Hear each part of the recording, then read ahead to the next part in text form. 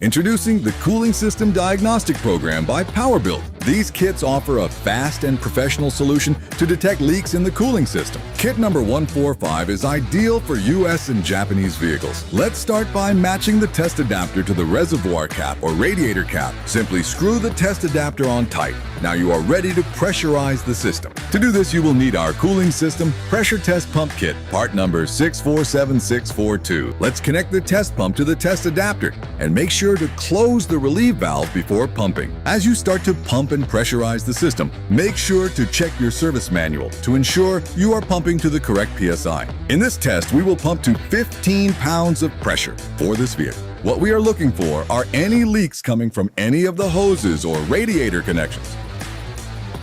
Now to release the pressure from the test kit, just turn the knob counter clockwise. This will release any air or pressure from the test kit.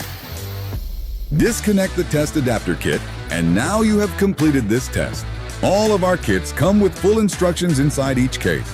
We also have a European Cooling System Adapter Test Kit, part number 647644, that can be used on cars like BMW, Audi, and Mercedes-Benz. Stop chasing leaks and start fixing them. Trust Powerbuilt to get the job done right.